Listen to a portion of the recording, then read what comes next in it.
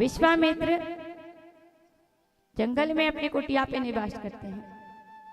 मारी सुबाहु नाम के दो असुर उनको यज्ञ करने ही नहीं देते हैं, मांस मदिरा लाकर डाल देते हैं।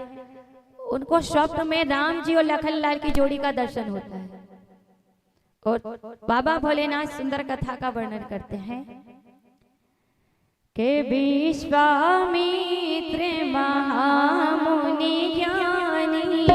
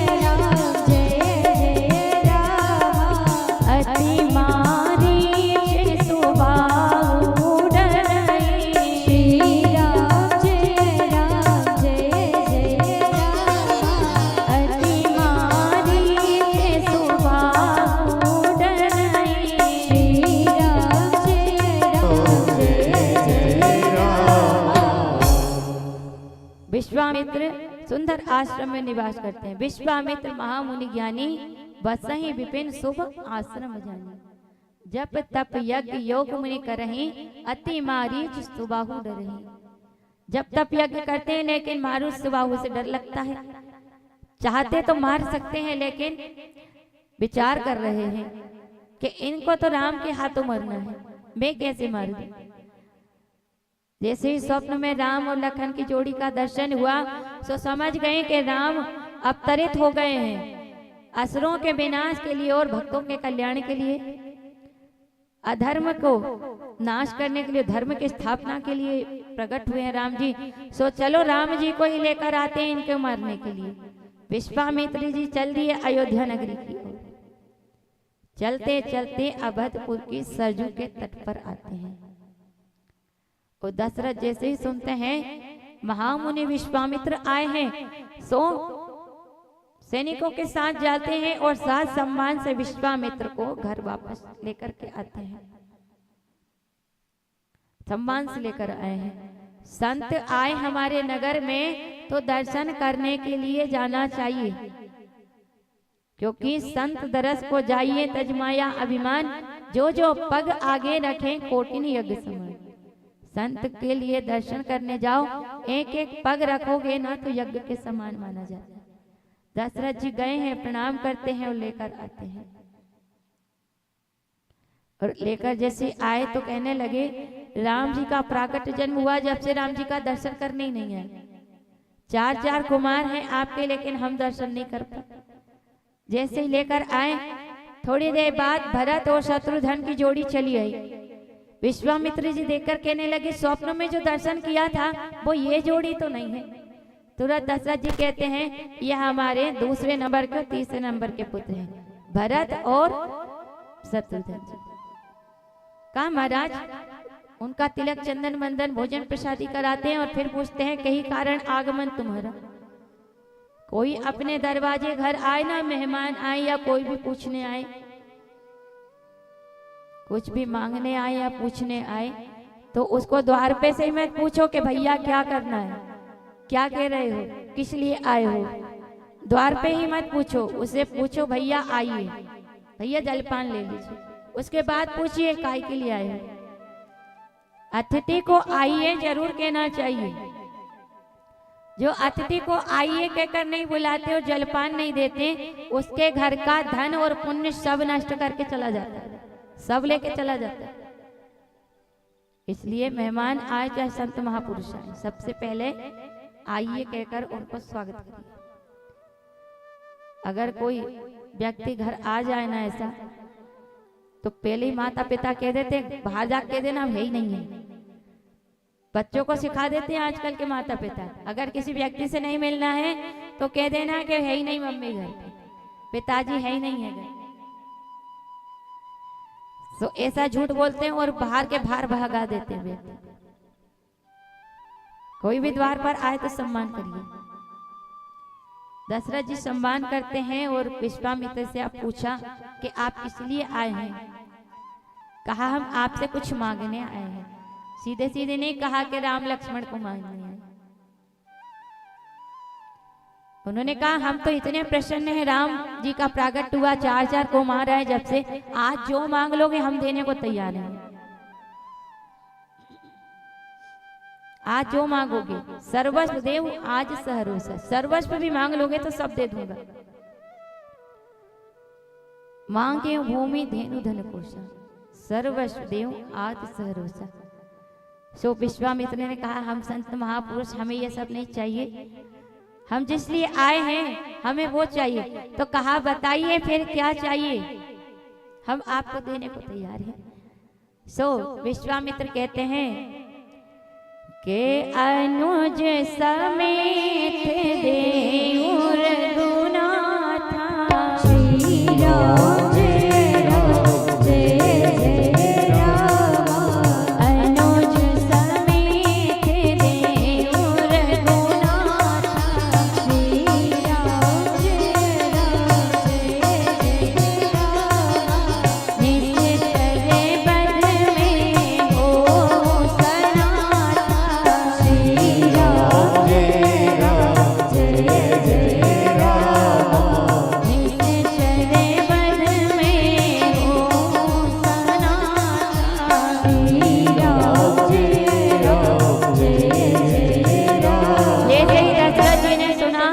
अनुज समेत देव रघुनाथा। राम जी को मांग लिया, सोई दशरथ जी को धक्का लगा, जैसे चक्कर आने लगा हो।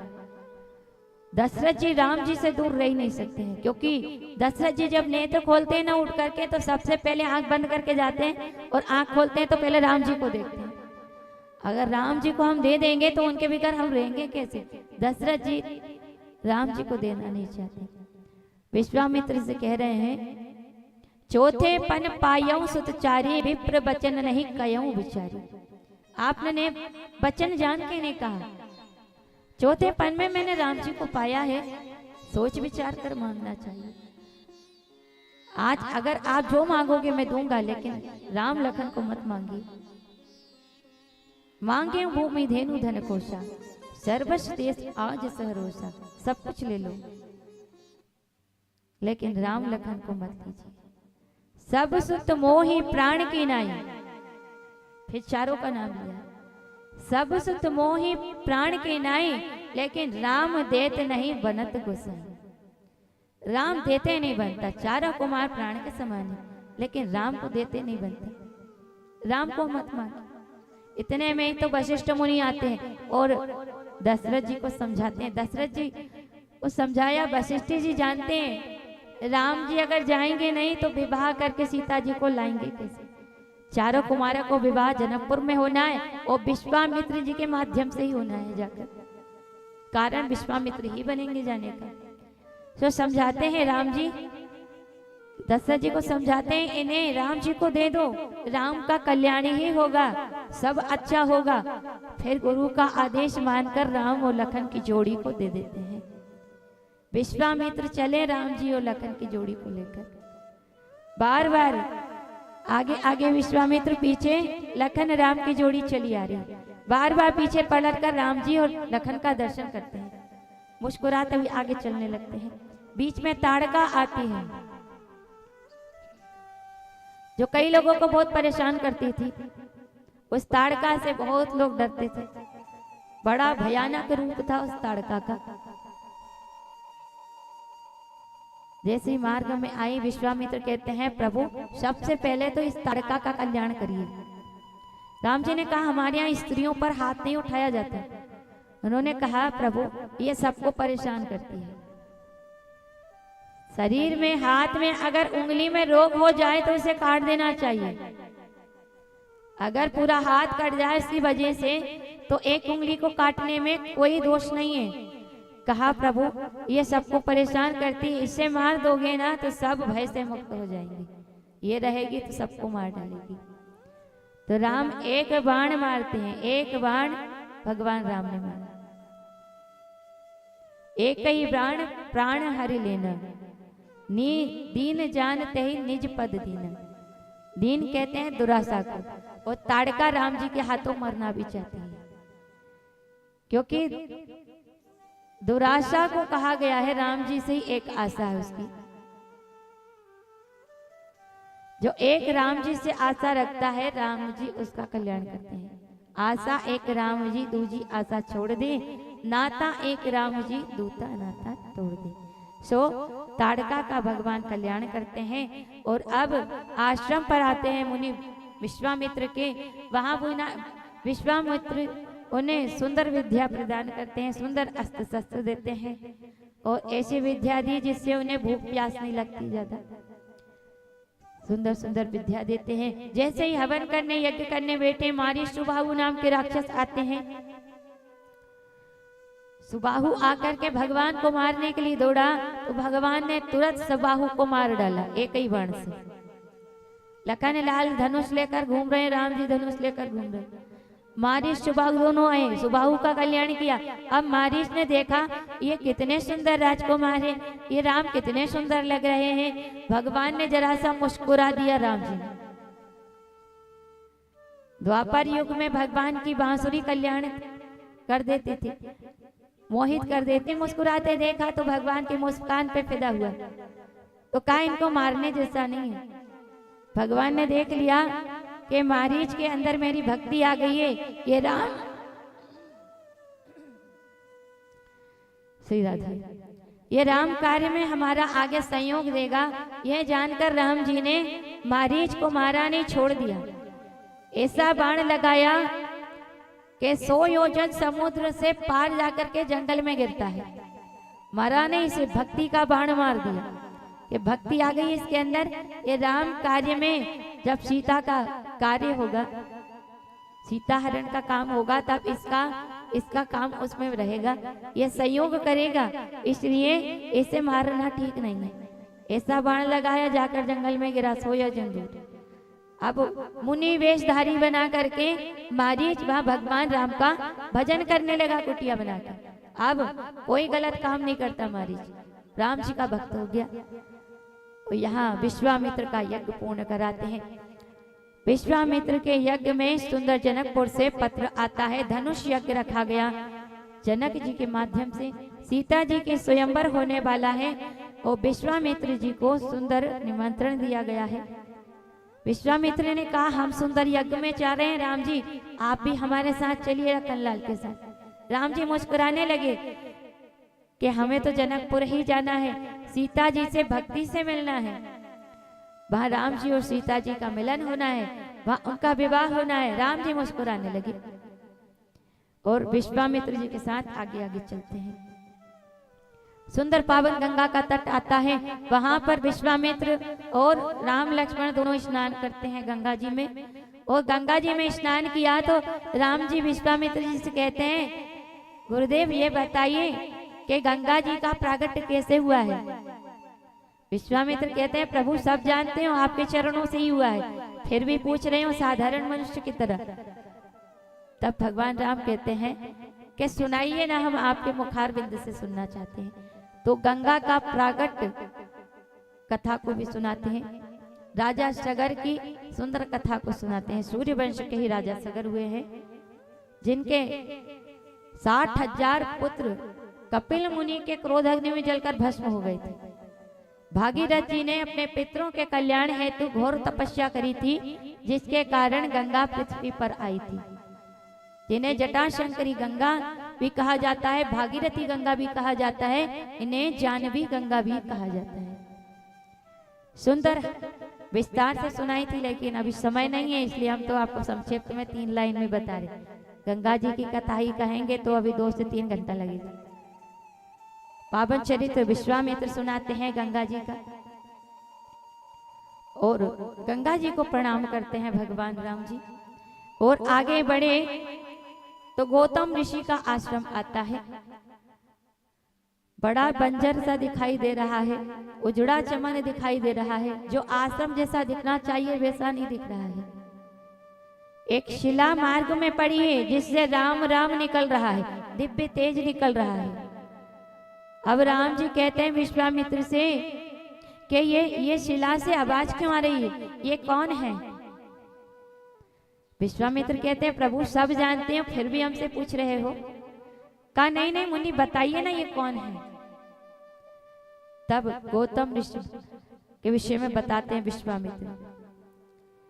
गौतम नारी श्राप बस, गौतम नारी श्राप बस, उपल देह धरि धीरे, चरण कमल रज चाहती, कृपा करो रघुवीर। कहा धोखे से एक गलती हो गई इनसे। महामुनि गौतम का रूप बनाकर इंद्र आए और गौतम ऋषि ने आश्रम में उन्हें देख लिया। इनका कोई दोष नहीं था, झूठा अपराध आरोप लग गया उन पर। गौतम ऋषि ने पत्थर की शिला होने का श्राप दे दिया, सो तभी से पड़ी हुई है। गौतम ऋषि कह गए थे, उनने जब क्षमा प्रार्थना करी कि मैं श्राप वापस नहीं ले सकता, अहिल्या से कह गए गौतम ऋषि इस मार्ग से राम जी आएंगे ना, जब चरण रज तुम्हारे ऊपर गिर जाएगी उनके पैर की, तो तुम्हारा कल्याण हो जाएगा, पत्थर से मुक्त हो जाओ। सो आज तब से इतने वर्ष से अहिल्या जी राम राम गा रही है। गुरु जी कहते हैं चरण कमल रज चाहती, अब कृपा करो रघुवीर। सो राम जी ने चरण उठाया, चरणों में जो धूल लगी थी अब पत्थर पे शिला पर पैर भी नहीं जमाया, राम जी ने सिर्फ रज गिराई है, क्योंकि रजोगुण से ही पतन हुआ। अब कल्याण भी रज ही करेगी भगवान की, इसीलिए चरण रज चाहती हैं। सोई रज जैसे ही चरण की रज गिरी राम जी की, अहिल्या मैया प्रकट हो गई और पत्थर की देह दूर हो गई। आज प्रकट होकर के राम जी की सुंदर स्तुति करने लगी और कहने लगी ये मेरे लिए श्राप नहीं प्रभु, मेरे लिए तो वरदान है। जिस श्राप से भगवान का दर्शन हो जाए वो श्राप तो हो ही नहीं सकता, वो तो परम वरदान है। आज मेरे पति हैं जो मुझे श्राप दिया, मैं तो चाहती हूँ, मान रही हूँ कि वो वरदान है। राम जी का पावन दर्शन करते और अपने पति के धाम को जाती अहिल्या जी। बोले भक्त वत्सल भगवान की।